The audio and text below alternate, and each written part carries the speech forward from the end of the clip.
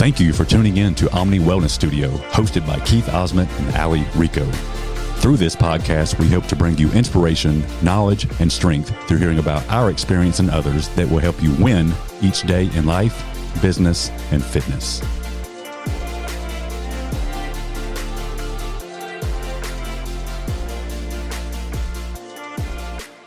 Glad we're back in the studio together. Me too. It's been a few weeks. Yes, it's been a few weeks. So we try to keep there's a little bit of a rhyme or reason to like the way we drop our episodes. So if you tune in enough, you'll kind of see our strategic pattern where we'll try to stagger our guest. And then of course me and Allie, and she's interviewing females and I'm interviewing males, and we'll just kind of keep it rotated like that, keep it fresh. I feel like every day though, we're doing a podcast, just the stuff that we talk about at home or at the smoothie shop. It's like, we could just put a microphone on us there. Oh, I know. We often say that. We'll be getting on a soapbox talking about stuff, and man, I'm like, wish we had the microphone recording. It's like some of our best stuff is done just before anyone comes into the smoothie shop early in the morning. Yep.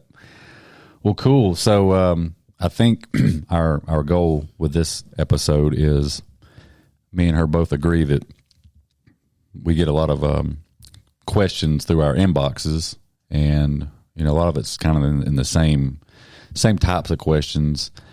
And as much as we would like to spend a lot of time with everybody, sometimes that's just not possible. We are so busy, and we thought how cool it would be to do a podcast on some of these frequently asked questions, and maybe have just an episode where we can post a link to these people for these people to have like a solid episode where we cover a lot of these topics that we're getting asked and questions. What do you think, Allie? Yes. It's like the main question that we get, it's such a loaded question, but it doesn't seem like it's a loaded question to someone who is asking the question. They really just want to know a good starting place for how do I lose weight and what tips do you have? And for us, it is, there's so much, there's not just one answer to it, and it can lead you down a rabbit hole of answers and other questions.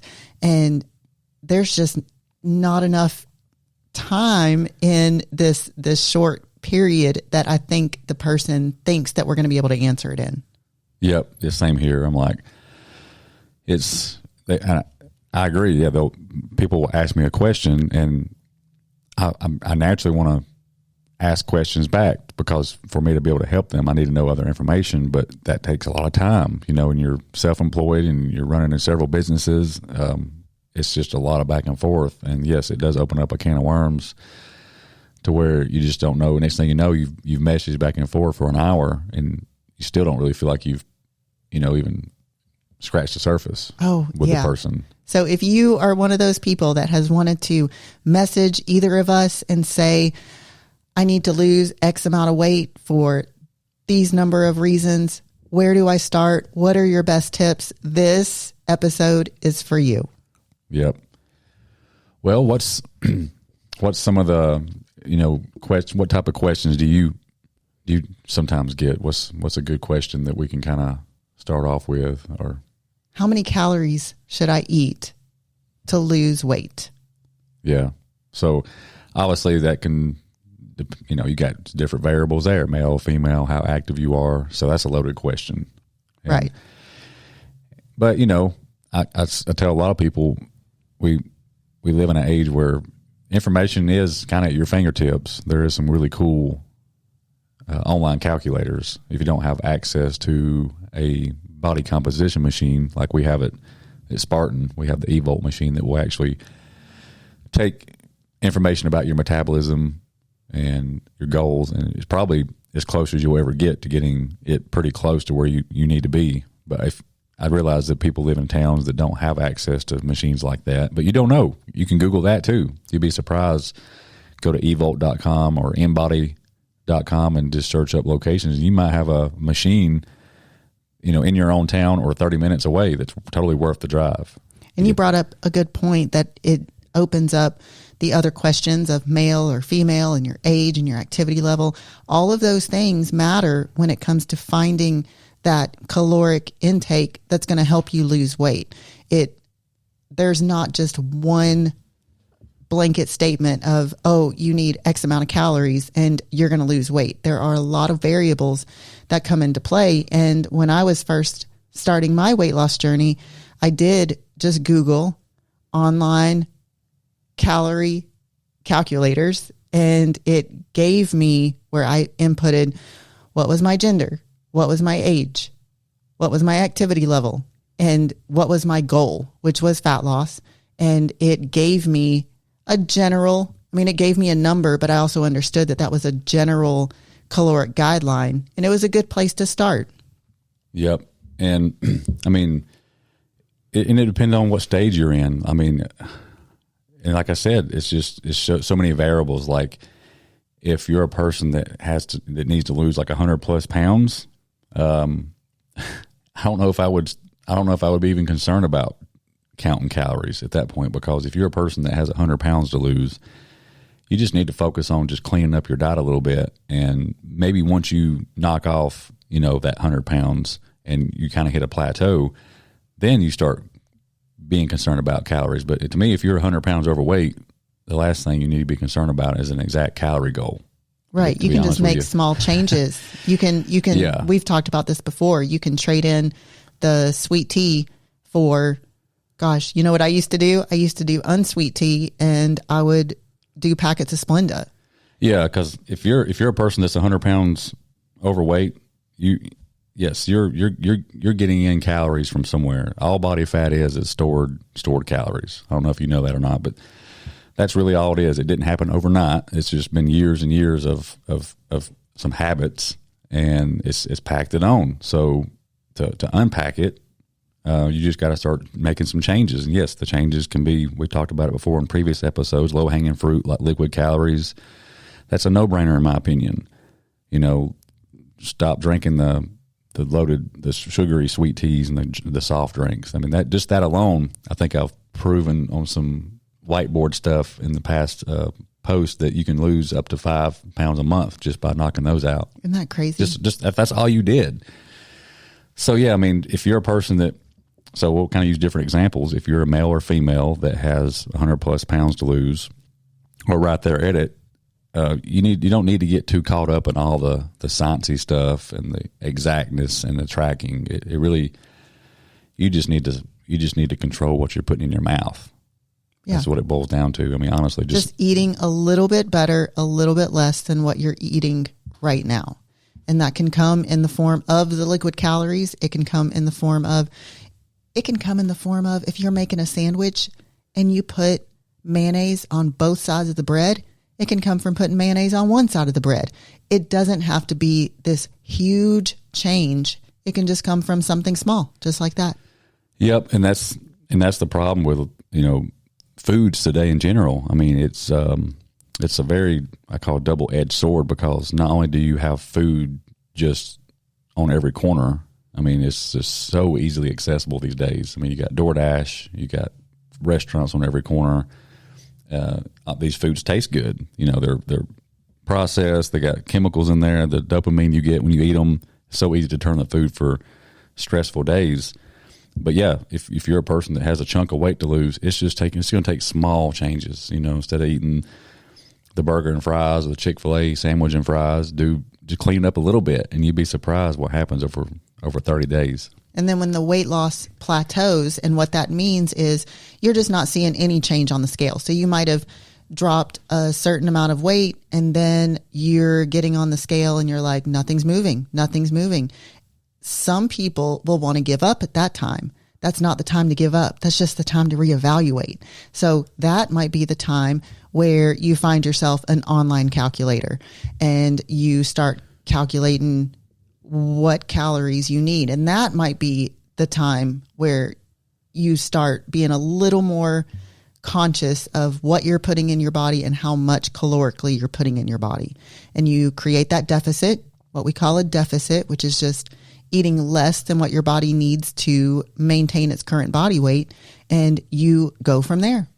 Yep. And I think what I was getting at earlier was talking about all the foods and stuff, is it just adds up so quick. Like, I think a lot of people don't realize how much calories they're eating. Like, they're just kind of used to going through their daily motions, And I know if you follow me on social media, I'm doing these special episodes called Food for Thought. And I've had people come up to me just in the recent days saying, man, I had no idea that something like a meal at Chili's could even contain 2,000 calories.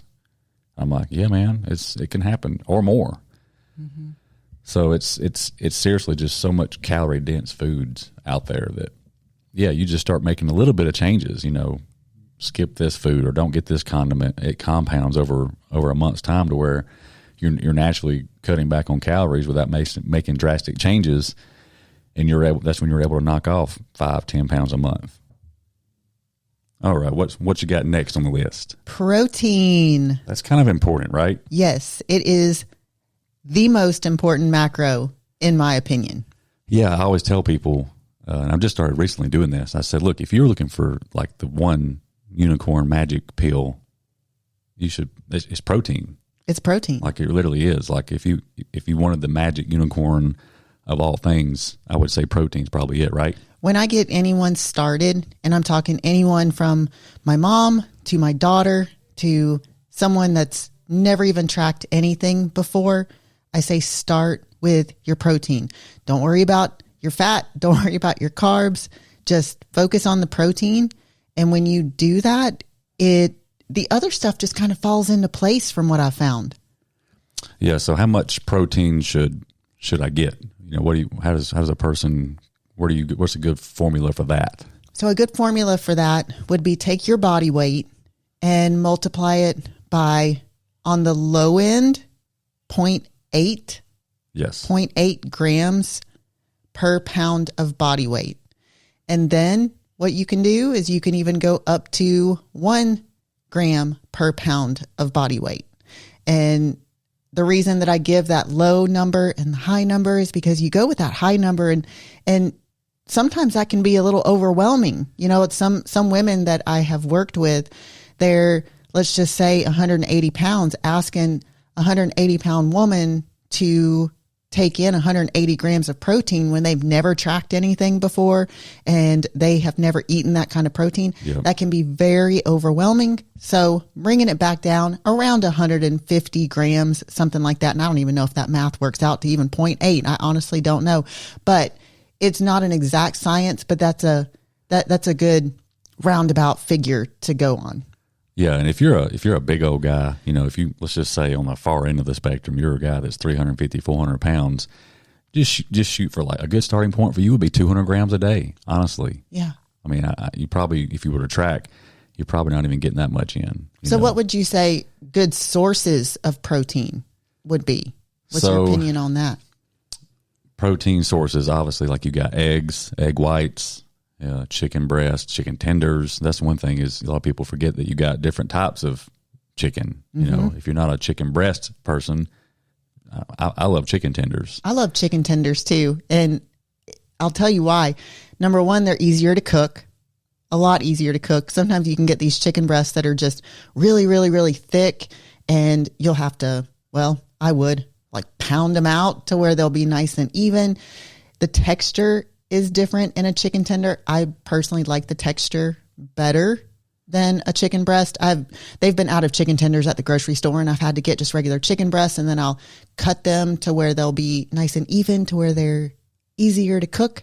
And the texture is it's just not what I'm looking for. I love me a good chicken tender. Yeah, then you got chicken thighs, right? Mm-hmm. Which is a darker meat. It is a darker meat and a little bit more flavor. A little bit more flavor because it does have some more fat in it, but it's a perfectly acceptable protein source. It's not like it's through the roof fat, but if that's what it takes for you to get in more protein, it's worth those few extra grams of fat. Same thing with pork chops, pork loin. My son right now, that's one of his meat choices that he's taken in, and pork chops are fine. What else? You've got different beef. Now you've got ground beef of different varieties. So I would say, you've got the super, super, super lean 96.4, I think. Yeah. That's super lean. Then you've got the 93% fat and the 7% lean, I think is how they say it with ground beef. Yep. Then you've got the 90-10. that's as far as I would go. Honestly, you get into the 85, 50, you get a lot fattier. Take a look at the calorie content on that. Yeah, it don't take much on those, man. Nope. Yeah, it tastes a lot better, but man, it just a couple of ounces of that stuff, and you're already at 400 or 500 calories. Exactly. Adds So up quick. 90-10, that's the ground sirloin. That's as low as I would go. When it comes to steak, oh my gosh, I would eat steak for breakfast. For breakfast. Top sirloin steak, man, that was my favorite. You can do beef tenderloin if your budget allows that. It's a lot more tender. What other? There's eye of round steak. There's so many different kinds of steak. I just love me some cow. Yeah, I do. Yeah, so obviously all the fattier stuff tastes better. Like, a lot of people will be like, what about bacon? Bacon is a source of protein, but it's not really. You got to be careful, man. It is, but it's not. Take a look at the protein content on that. Yeah. You will not see me recommending bacon. No, that's like people that choose, nuts and almond butters and peanut butter as a protein source. It is not. And the companies label it as that. They'll do. They'll say, oh, this has got protein, high protein. It's peanut butter and all that, and nuts and cashews is not a protein source. It's a fat. It is a fat source. I will die on that hill. Same thing with bacon. It is a fat source. I will never recommend bacon as a protein. No. We've also got turkey, ground turkey. Now, I have discovered I was never a ground turkey eater. The breakdown, as far as the 93.7, all that kind of stuff, is I have found the same. You can find 99% lean ground beef. It's going to be a little drier. It's not going to have the flavor, but 93.7, man, on that ground turkey, that's the sweet spot right there. It's got a different flavor to it. It's got a different texture than ground beef.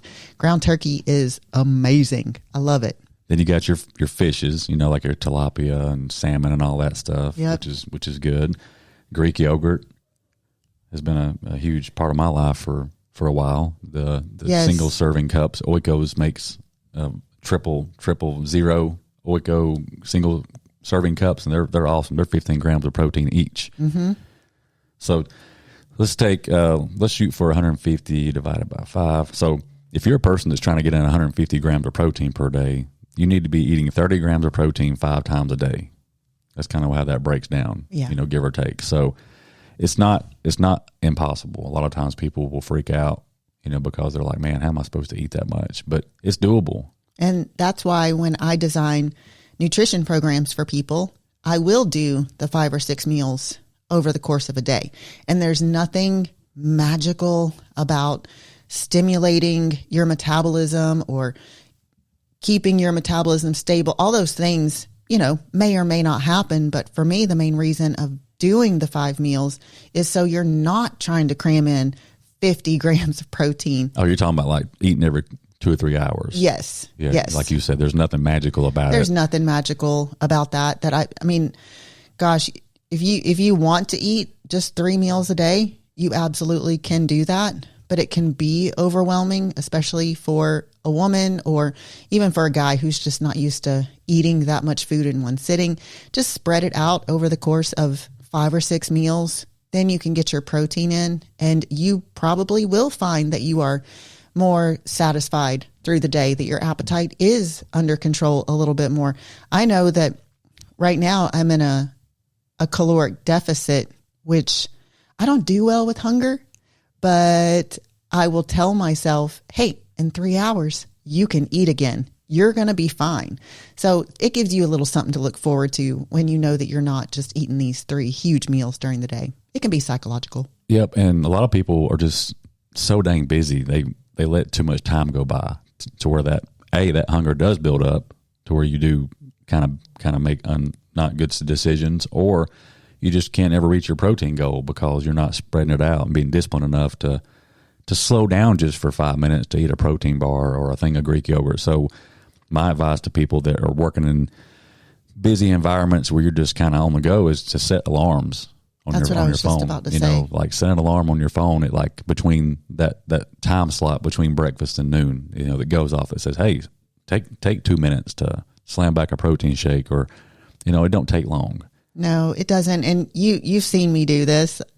It might not be the most, I don't know, if you're super, super, super busy, you might not be able to sit down and heat up your protein. You might not be able to sit down and have this ideal type of meal, but you've seen me just grab my Ziploc bag of chicken or steak, and I will just salt it right there in the bag, do a little shake, and I will just eat it right from the bag. The smoothie shop would be so busy. It would be so busy that it was all I could do to just get my protein in. The other stuff I might not have been able to get in, but I was going to get that chicken down. So why is protein so important? So, is it just for building muscle? No, it is not. That's a big part. It is. But protein is so important because it takes a little while for your body to break it down. It's going to help you feel more satisfied longer than what the other foods and macros do. It makes your body work a little bit harder in order to break it down, which can have that whole thermic effect of food, as in what it takes for you to break the food down. The energy expenditure is bigger. Yep. Than the other macros. I tell people when you eat really good sources of protein, it's literally like a miniature you on the inside running on a treadmill. I love that. It's like, seriously, you're getting more bang for your buck, eating really good sources of protein, by just, like she said, your body having to work a little bit harder. It actually heats up a little bit to break down that protein. You actually burn calories digesting protein more than you would just digesting carbs or fats. Right.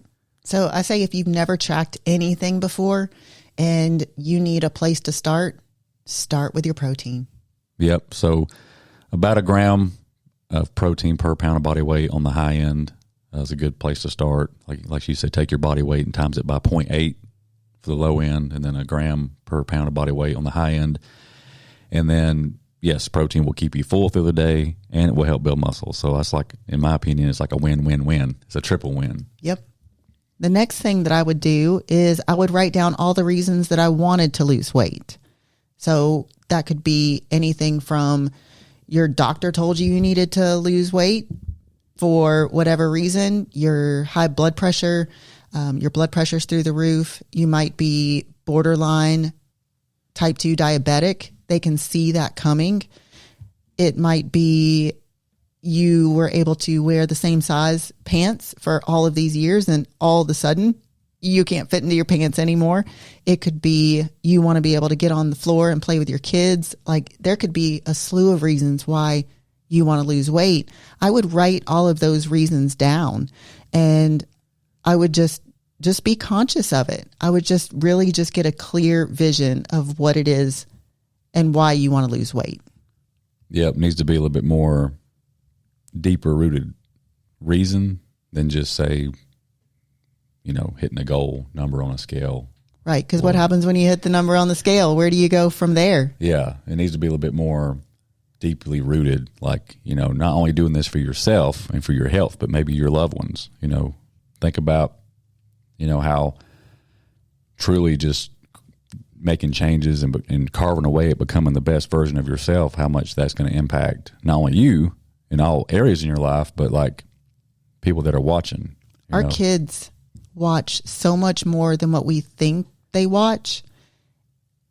And that also includes our eating habits and our drinking habits.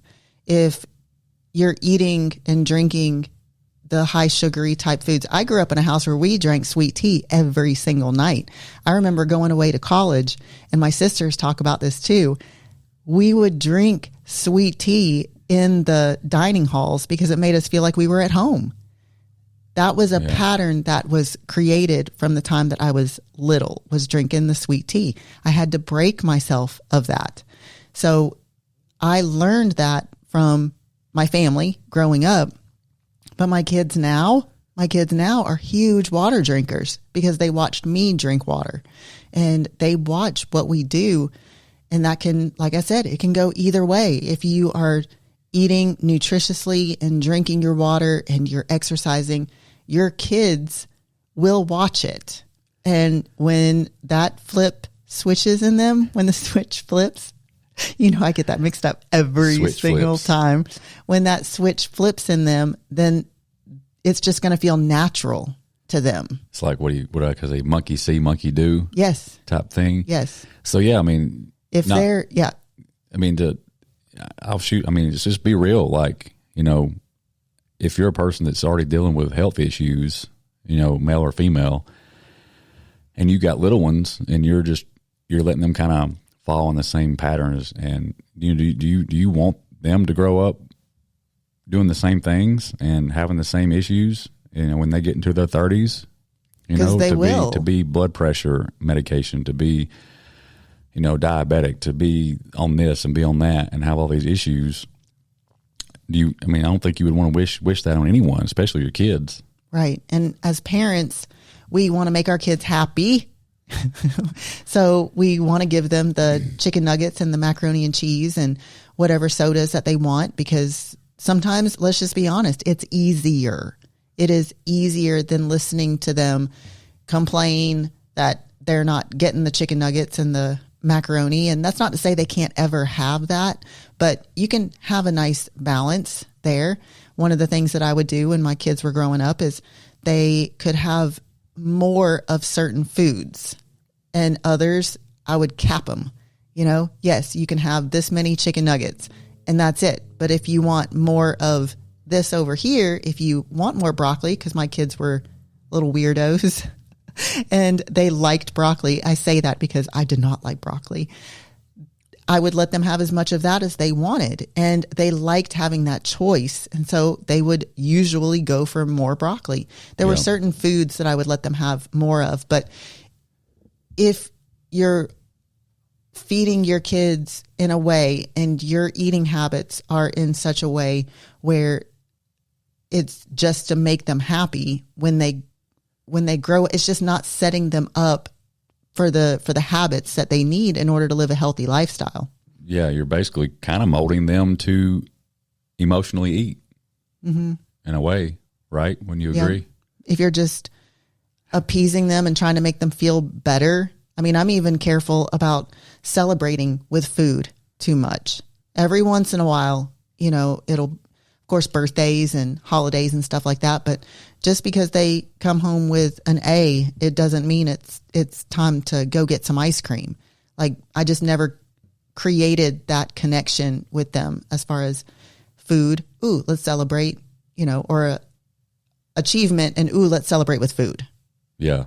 Yep. So just dig deep and find a deeper why. Like, why do you have this desire to improve? Like, why are you messaging somebody? Why are you Googling, how to lose weight or how to get in shape or how many calories? Like, is it only because you just want to lose weight to hopefully look good for a bikini beach season? Is it only to hit a goal weight? Eventually, like Allie said, you're going to have to find something a little bit more deeper for it to be sustainable. Do it for longevity. Think long term. Because I've definitely done it where I've wanted to lose weight in order to fit into a dress. And then what happened when I fit into the dress? I didn't have anything deeper to connect with, and I went back to my old habits. I didn't have anything there that made me feel good because, well, I reached my goal. So what do I do next?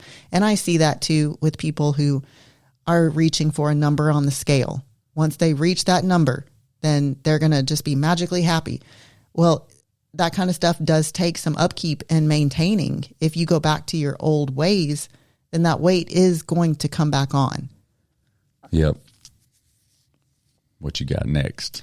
So next, I would prioritize my nutrition by tracking my food for 3 days. So that seems like that it's, gosh, I don't want to write down what I eat for 3 days, but you've got to be aware. I would want to be aware of how I am eating. What am I eating?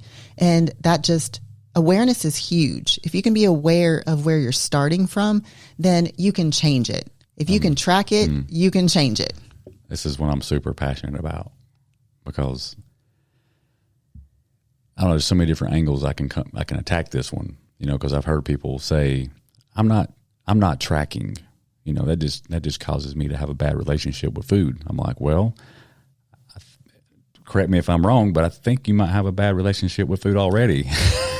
I mean, so it's like, you know, is it normal for a human to have to track food? No. But we need to know where we're starting from. Things are not like what they used to be. You know, things have changed. And I talk about this in several ebooks, and my little book I have here on the table talk about how, you know, take yourself back, you know, 500 to 1,000 years ago. And you didn't have as much variety as, you know, you didn't have a restaurant on every corner. You know, you just couldn't just say, I had a bad day, I'm going to order a pizza. Right. You know, could you imagine Jesus doing that? Getting in from the streets of preaching and be like, what a day, I'm going to call Domino's. So fast forward to now, where you got not only food on every corner, but it's just so dang readily available. I always say food is like the most readily available drug. Yes, and it's engineered to trigger things in our brain to make us want more. Yeah. So with that being said, you need to armor yourself with awareness, and the best way to create awareness and build those mental boundaries of what you can kind of stay in this safe zone is to track for at least 3 days. The better you can know yourself and your own habits, then the more you're going to set yourself up for success. It's not about what your sister did. It's not about what your boss did. It's not about what anybody else did but you. So the more you can learn about you, the better off you're going to be. And that's going to come from seeing, and I'm saying 3 days because I think 3 days is a good amount of time for you to be able to track. And I mean track everything that's going in your mouth, including the leftover bites from your kids' food, the licks that you're taking as you're making your spouse's food. If you happen to do that, I'm looking at Keith like we don't make each other's food. But if you did, track those licks, track the sips of drinks, track every little thing and write it down. You don't even have to have a fancy app. I like my app, but I've done the pen and paper thing too. Seeing what and how much you're eating on a regular basis, on a regular day, and then ask yourself, how does that match up with my goal? Because you've already done some sort of online calculator. You've already figured out about where you should be calorically if you would like to lose weight. How does that match up with 3 days? And I don't want you to change anything. That's the thing. Don't change anything. Don't be like, oh, well, now I'm starting to track my food, so I'm going to do 2% milk today instead of whole milk. No. No, you need to find a true baseline of where you're at. That's the whole point of tracking, is to see where you're at currently with the food choices you're making. And yeah, most people that truly take the time to start tracking are usually mind blown. You know, they'll come back to me and say, dude, I'm eating way more calories than I thought. You know, I knew I was eating, you know, making healthier decisions, but the calories still add up quick. You know, I preach it all the time that just because something's healthy, that does not mean it's going to align with your goals and your calorie, you know, goals. No, we hear that so much with low carb and keto, and people think that just because it doesn't have carbs that they can just eat as much of it as they want to. That's not how the body doesn't care what diet you're doing. The body cares about how much calorically are you feeding it. Yep. And it don't take much. Like I said, if you're the person that is relying more on these quick grabs at like restaurants, you're swinging through the fast food restaurant for breakfast, or you're going out to eat with dinners at lunch with coworkers, I promise you by lunch, you've already hit your daily calorie maximum limit. You know, if we were to do the math, I promise you have already exceeded your calorie intake at lunch. So every calorie you eat past lunch is probably getting dumped over as body fat. Yeah. That's probably 95% of the people that I work with that truly start tracking. That's about where I see it is, you know, they're having a 700-800 calorie breakfast. Heck, throw in a sugary Starbucks, you're probably at 1,000, and then lunch they're already spilling over. And it's amazing too. You just talked about the Starbucks, the whipped cream that they put on there. And now, because I do measure everything, that's how I keep up with what I'm doing. I will attempt to fit whipped cream into my day. A serving is 2 tablespoons of whipped cream. That's really not a lot. I can't even imagine. They probably put a half a cup of whipped cream on one of those drinks. Try plugging in a half a cup of whipped cream. It just blows your mind where all these little calories end up being big calories once they're on something like a Starbucks drink and then in your body. And yeah, you're right. Like a lot of people, like you said earlier, assume that just because something's low carb, that they can just kind of eat freely and snack on it through the day, whether that's nuts or almonds and cashews. Yeah, those are healthy, but guess what? They're loaded with calories. They're calorie dense. They're fat sources, stuff like peanut butter. I was, back years ago, I would take just your regular metal fat tablespoon, right? It's a tablespoon. Mm-hmm. It's close. I'll scoop some out, smear it on some rice cakes. It wasn't until I actually took a legit tablespoon and measured out that peanut butter that I was like, holy cow, I've been doing like 2.5, 3 tablespoons per what I thought was 1 on my rice cake. Yeah. And when each tablespoon is 100 calories, each tablespoon is 100 calories. That does add up quickly if you're just doing a heaping tablespoon. I'm big into weighing my food. That's, to me, the most accurate way. But if you've never tracked your food before, then just measuring just for some awareness is a great place to start. But I am big into weighing my food just so I know how much I can have. There's certain things like peanut butter that I definitely overestimated what I was eating. But there's other things too that I realized I can actually have more because I weighed the food out instead of just eyeballing it. If you're listening to this and you're like, holy cow, this sounds just so overwhelming. Remember what we said in the first few minutes of the podcast. If you're a person that has a lot of weight to lose, step 1 does not take tracking everything and weighing everything. No, don't even put that on yourself. Just clean it up a little bit, man. You know what's good and bad. Right. It don't take a rocket scientist to know that you shouldn't be swinging through and getting 100 grams of sugar, sweet tea, or frappuccino every morning. I mean, come on, just make small changes and you will knock off that 50, 60 pounds pretty easily the first, 3 or 4 months, just making small changes. Right. And then these are all baby steps. Like when it comes to the tracking part, just to do a little recap, we, talked about cleaning up the diet if you have 100 or so pounds to lose. We talked about the online calculator to figure out calorically what it is that you need if you've reached a plateau, because you'll get to a point. I think we talked a simple formula earlier would be, this don't work for 100% of people, but most people. Yeah, we talked about this earlier this morning. If you weigh more than, say, 350 pounds, we may have to dial this in a little bit better. But for a blanket statement formula, most people can take their weight and times it by 12, and that will get you pretty close. Yeah, to what you need to lose weight. Yes, eat those calories. Like even if it's your beginning weight, if you weigh, say, 200 or say 250 pounds, you times that by 12. Just start there. That's if you want. If you're at that stage in your life where you do want to start tracking, that's a good place to start. Or like I said, go to these websites where you have cities that have body composition scales where you can get a true, more accurate number. But like I said, don't let that be step number 1.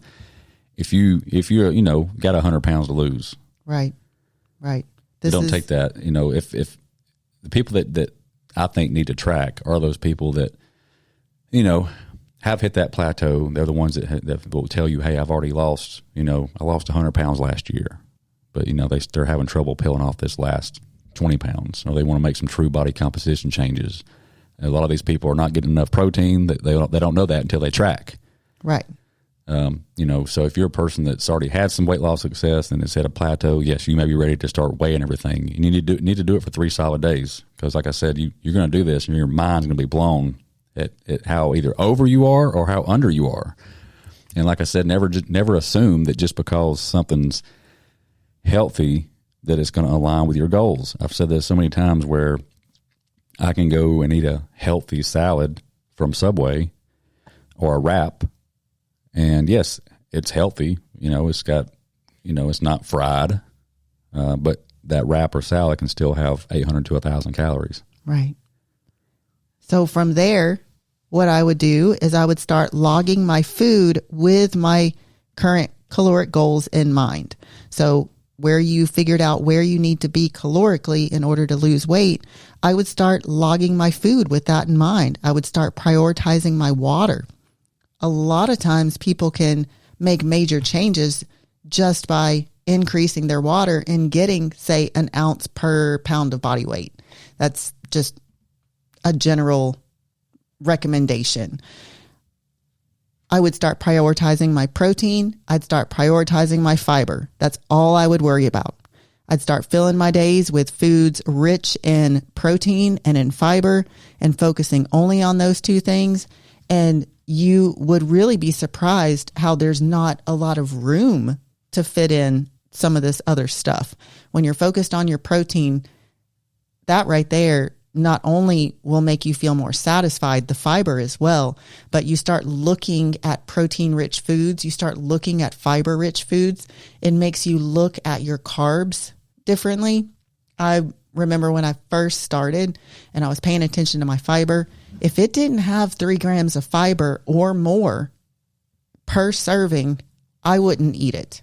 So that took reading labels of the bread because I had no problem eating bread. I still don't have a problem eating bread, but I needed to have 3 grams of fiber is what I needed to have. And you can look and, on crackers and other things like that. And you can see if it's got 3 grams of fiber or more. That's why oats are so good, rich in fiber.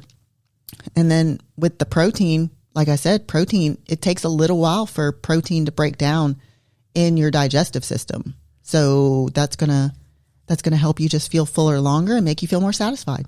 Yeah. And I agree with all that. And I think I'm just trying to really put myself in the shoes of a beginner and some of these people that shoot me a message. And if I was new, it probably is overwhelming, especially, with all the information out there at our fingertips.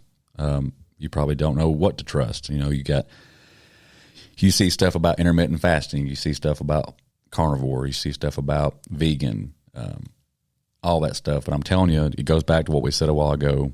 If you're a person that has 100 pounds to lose or more, you don't need to corner yourself like that. All of those diets are just fancy ways of creating a caloric deficit.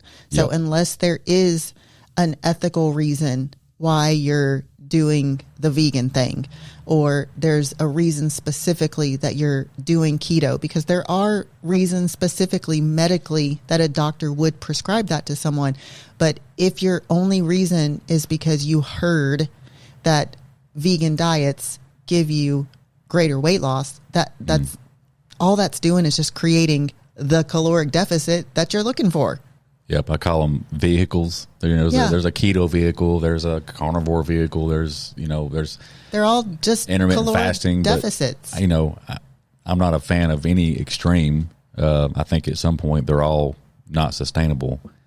Now, if it's at the same time, I've done them all, and there's nothing wrong with experimenting and dabbling in all those and see which one you like, and that's okay to kind of be in explore mode, but never think that's like the end all be all magic formula.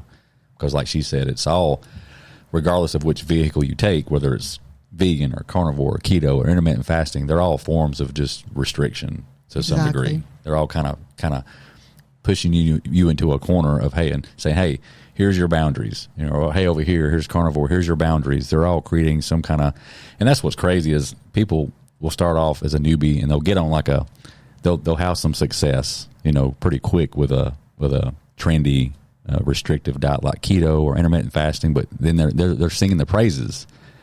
They're all over Facebook. I lost 30 pounds on keto. Hooray, keto's awesome. Or I lost 30 pounds doing carnivore. Or vegan's the way to go. Going vegan, I was able to lose 40 pounds. Vegan's the only way. You meat eaters need to just go vegan. Well, here's what's funny though, is that then they move on to the next diet because that one stopped working. And you know why it stopped working? Because they never adjusted their calories. So they've reduced they've reduced their calories. They've created this deficit with this fancy method, this fancy vehicle, and they lose the weight, but they never readjust because the less you weigh, the less calories you need. And then they say, oh, that doesn't work anymore. Let's move on to the next thing. So it all goes back to calories in versus calories out. It does. It does. And like I said, and I'll keep repeating this till I'm blue in the face if I have to. If you're a person that's starting off and you got a lot of weight to lose, don't worry about tracking unless you just really want to. But you don't need to do that. You need to just focus on cleaning things up a little bit. And like we said, well, you're like, well, what does cleaning things up a little bit mean? I mean, to me, it ain't rocket science, but I'll go ahead and spell it out for you. You know, it's the sugary stuff. It's the beers. It's the you're having every night. It's the fried stuff. It's the sugary sweet teas. It's the doing really good during the week and binging then on the weekends, eating whatever you want on the weekends. Yeah, I mean, if you can literally blow a whole week's worth of efforts on the weekend. I mean, it's totally possible. So definitely just small stuff like that, being more consistent. It takes doing the right things consistently for a couple of weeks for the needle to even move. You know, you can't expect to do things right for 5 days and then blow it on the weekends. I mean, that's going to be a slow snail pace, if any pace. Way to go. So the next thing I would do is I would move a little bit more just by walking. It doesn't take doing any crazy weightlifting, although weightlifting is a wonderful way to be healthier, feel fitter. I've got to put my little plug in for weightlifting, but it doesn't take that. Just by walking. Walking is so underrated. You don't have to do anything fancy. I'd move just a little more just by walking. I'd track my current steps. So a lot of people have some sort of step tracking device. If you don't, then I would just There's free apps. You got a smartphone. There's ways. I would just walk to the stop sign and back, just to move a little bit more. And the next day I would walk to the stop sign and then a little bit further and back. And the next day and the next day and the next day, I would just walk a little bit more than I did the day before. If you have a step tracking device, I would I'd track my current steps for 3 days, doing nothing different. You're not doing anything different. Track your current steps for 3 days. And on that 4th day, make it a goal to walk 500 steps more. And then do that every single day until you get up to 10,000 steps. I don't know how long it's going to take you. I have no clue where you're starting, but you've got to do better than where you are right now and continuously do better than the day before. And that's where you're going to see some real results. Yep. And the steps, it depends on how active you are. I mean, if you're a person that I've worked with people that are like nurses, and man, they're already getting in 10, 15,000 steps a day. And for some of those, movement is not the problem. It's what they're not, or what they're putting in their mouth. A lot of times people like that are just so dang busy, they're not even slowing down enough to even get the protein and the nutrients in. They're just skipping. They're going hours and hours without food, which causes you to kind of binge eat. You work on a 12-hour shift or a 15-hour shift at a hospital where you're just constantly on the go, and you're just like, can't wait till my break or I get off. By that point, the hanger is already built up so much to where you just go kind of binge eat. You go through the drive-through or whatever, and that's not good either. No. So, and yeah, for the office setting type people, I know I'm more in that gear where a lot of my day is, sitting. I do get my weight workout in the mornings, but I had to work on ways to get in more steps myself. And for the longest time, my goal was like 7,000 steps. But then I decided to up it to 10,000, and I was like, there's no way. I don't see how this is going to work, but I have made it work. It's took going for 2 walks a day, but I'm enjoying it, and I'm proud of myself for making it work. It's become habit now. I'll do a lunchtime walk, and then I'll get home and walk the dog. And just 1 mile is 2,000 steps. So it adds up. It doesn't take a whole lot. It just takes doing a little bit each day and getting a little bit more than what you did the day before. That's it. And I am proud of you for all of your steps. Like, yeah, you're like well over 10,000 now. That's just the norm for you, and it wasn't for a long time. You're doing Yep. a great job. Oh, I appreciate it. So this next one is something I'm super passionate about. I would pay attention to how I talk to myself over these discovery days and every day moving forward. New ways of being, they really do require new ways of thinking, and it all starts in your mind. I see this so much. The self-judgment that I'm never going to, I'm too old for. All these things we say to ourselves, our bodies hear it, and we will continue along the same path of what we've been doing if we continue to think and say the same things to ourselves. And it's stuff you don't even think about. And I'm going to use some examples. You've helped me with this too. For me, I'll leave. I'm heading out the door, and I'm like, I'm going to go to the gym and get a workout in. And you're like, have a good workout. And what did I used to say? I'll try. And what do I say? You're like, you will have a good workout. So there's something You to either that. do or you don't. There's something to speaking that into the world and the universe. It hears you. It hears your thoughts and your words. And I'll bring up another one. This was a written one that you called me out on. I would post a picture or a video of a workout, and in the bottom of the captions it would say something like decent workout or great workout, but still got work to do. Oh my God, that would kill me. That would kill me. And I'll tell you why. Because you should be proud of where you are on that day. Like, you have come a long way, and you did have a great workout. Be proud of that. Yeah, you're right. You should just own that. You should Yeah. just own that moment and be proud of it. A lot of people think you've got to be humble and be like, oh, there's still work to do, as if we don't know that there's still work to do. I mean, it's an ongoing process. There's no ceiling to this stuff. That's why we love it. That's why we love it. Own the good work that you did during that workout and say, I had a great workout today, period. Yep. You can't just, yeah, like you said, after that, if you put still got work to do. It's like putting a but. That's like saying, I love you, but. So just be kinder to yourself. Yeah, and it's emojis. Watch your emojis. And just how you talk to yourself. Like, I see it all the time in people's, posts or stories, where they'll just, in my opinion, they're doing great, but they'll post a picture or a video of them working out saying, what is it? It's just whiny stuff, like terrible workout today, blah, blah, blah. Even though I'm feeling flabby, I'm here, whatever. It's just all this negative talk, this is male and females, just constant negativity and self-pity.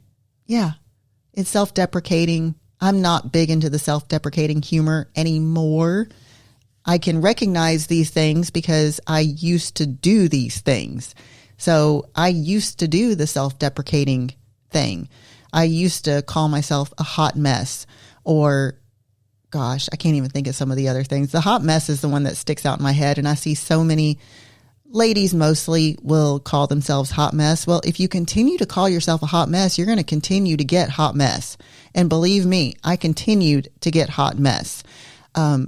There just came a day where I said, I am tired of being the person who, I don't know, shows up like a hot mess. I'm just tired of being that person whose pants are on backwards when I didn't realize that they were on backwards, or going to the wrong place. And I would make posts about that, and I'd be like, oh, Hot Mess Express over here.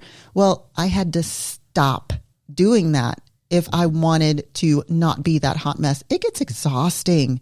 So it does get exhausting to put yourself down when you're trying to do something really good for your body.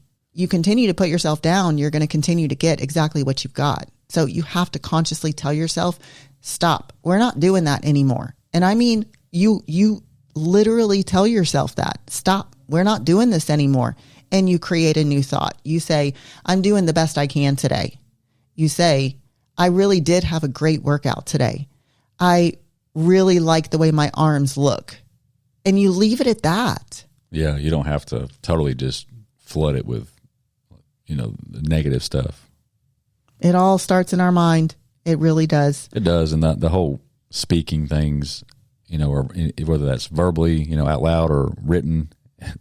I'm telling you, call it woo woo or whatever you want, but it's real.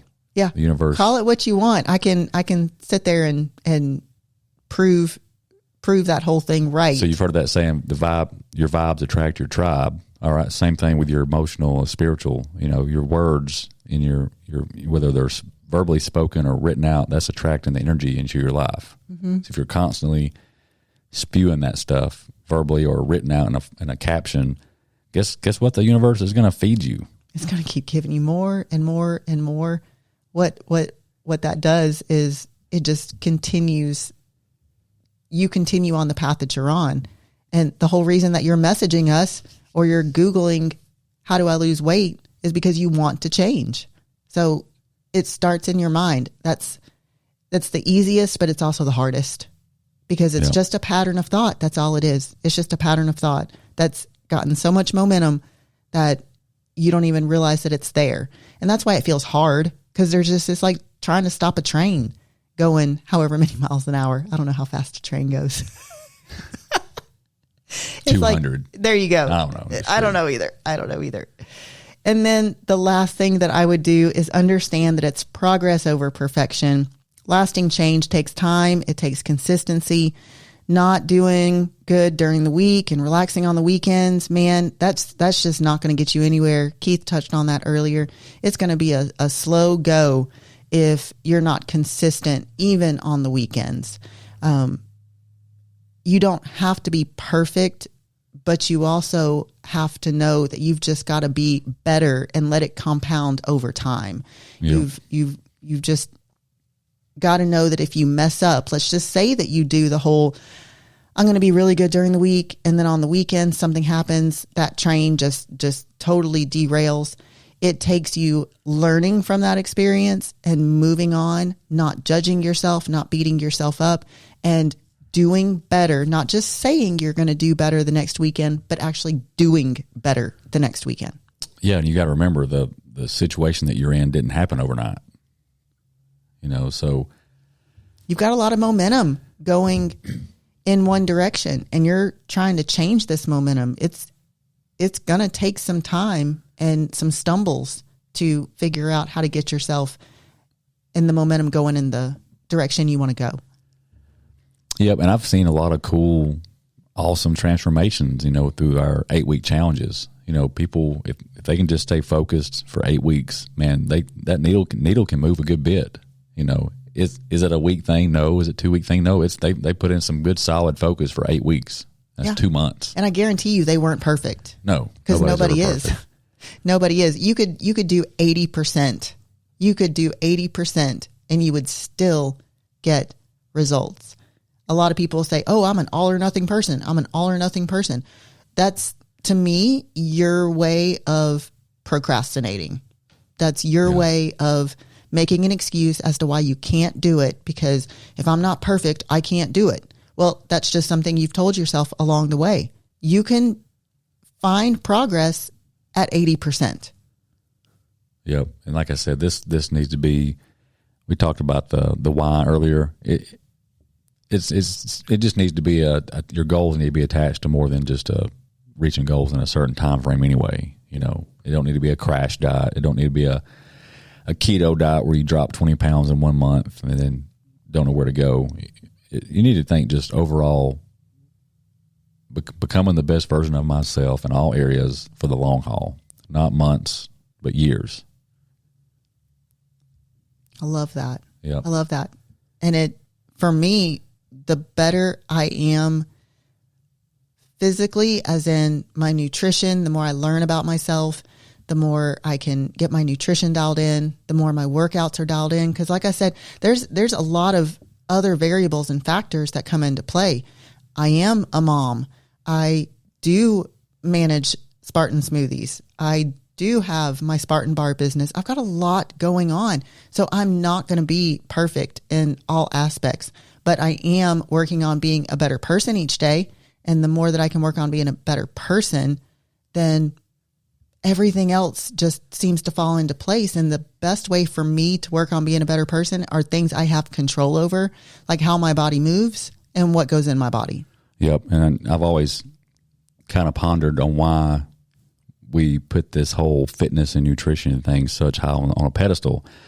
And I finally just think I have a real understanding as of why. And I think Wes Watson helped me realize this. He's a guy on Instagram. I listen to his podcast, but it's the one thing, your body, your health, it's the one thing that requires you to have some discipline and, yes, control what you put in your mouth. You can't go buy health. You can't go buy a better body. You can't go, of course, there's surgeries out there, but you still got to do work. Yeah. You still got to do work. So by that being kind of the, what do you call it? The unicorn of discipline, I guess you could say, like the one thing that you kind of have no choice but to put in some work and efforts to reach better health, dig deep, have some discipline, and truly carve away at becoming the best woman you can be and the best man you can be. It's seriously going to spill over into all areas of your life. Absolutely. By just focusing on becoming the best you can be, it will make you a better man, a better husband, better wife, better employee. Just makes you better all around. Give it a shot. It really does. I think you'll regret it. No, I haven't. And again, what I love about the whole fitness and nutrition space, what I love about it is there is no ceiling to it. It's never over. And sometimes you can look at that one of two ways. You're like, oh my God, it's never over. Or you can say there's always something to improve upon. I don't have to be perfect. If I'm perfect, then what else is there to work on? That's a lot of pressure to put on yourself to eat perfectly and move perfectly and do all these things perfectly. I'm telling you, you just have to be 80% and you're going to be golden. You're going to be golden. And while we're on it, maybe I'm just on a roll here. I mean, I'm just speaking my mind and some emotions, but if you're listening to this episode and you are a person that, man, just knows you're way off track. You got a lot of weight to lose. Your blood work's terrible, high blood pressure, sleep apnea, list goes on. You're only in your 30s, maybe 40s. Let this be like a wake up call. Like, dig deep, man. Like, it's time to either focus on it now and make some changes, or you're going to, they say pay for it later, sacrifice for what you want, or what you want becomes a sacrifice. Exactly. Because you heard that saying, choose your hard. Well, you ask a person right now that's in their 50s or 60s that, have already had the major catastrophic things like the heart attack or the forever issues. If they could turn back time and do things differently, they probably would have. Yeah. You're either gonna have to dig deep now, or you're gonna have to pay for it later, whether it's through some pain or pain financially. A lot of people think, oh, I got medical insurance, doctors will take care of me. I hate to tell you, man, I wouldn't want to rely on that. Yep, and there's only so much medical insurance covers. You can have great insurance, but you go to them with a laundry list of surgeries and this and that. They're like, oh, we only cover 20% of that. There's so much that can be prevented, managed just through your diet. So many things. And I'm not saying that that's going to be the case for everyone, because again, everybody's bodies are different. Body chemistry is different. Different medical procedures are different. I totally understand that. That being said, many illnesses can be prevented or managed through diet and exercise. It's just no way to live. I mean, I know we all got our mental stuff. We're not perfect. We're all dealing with stuff, and that's the thing. That's the one thing I can say. You can't say you don't understand, because a lot of people will say that. We're all dealing with shit. So shut your mouth and start getting to work on yourself. I don't want to hear it. We all got problems. We all got stress. I don't want to hear the whining. It's seriously time to pivot and make some changes. If you are the person that's on medication due to, blood pressure and this and that and this and that, let this episode kind of shake you a little bit. Come on. Yeah. Let's level up. Because you're messaging us and doing the Google searches for a reason. And we're not going to give you some magic pill. We're not going to give you some number calorically to shoot for. We're not going to give you the exact foods. We're going to lead you in the direction that is going to give you actual lasting results. And yes, it's uncomfortable. Change is uncomfortable. There's nothing easy about this. I get it. And like I said a while ago, guess what else is uncomfortable? It's also, I don't know about you, but it's probably pretty damn uncomfortable walking around with 300 pounds on your joints, or having to give yourself shots every day, or take this medication that causes this side effect and that side effect. That's pretty uncomfortable too, man. You know, like, and I said this the other day in a post, the life and health that you want and desire is on the other side of the shit you're not willing to do or sacrifice for. There's nothing more I can add to that. Yeah. So it's you know, it's you got to make a change, man. You're at the fork in the road. Consider this episode a fork in the road. You got to make a decision. You know, the blue pill or the red pill, or how about no pills, just lifestyle changes. We're trying to get people off the pills. I was just using that as an example. You ever saw Matrix? Got to watch it. I've actually never seen The Matrix. Okay. Well, anything else?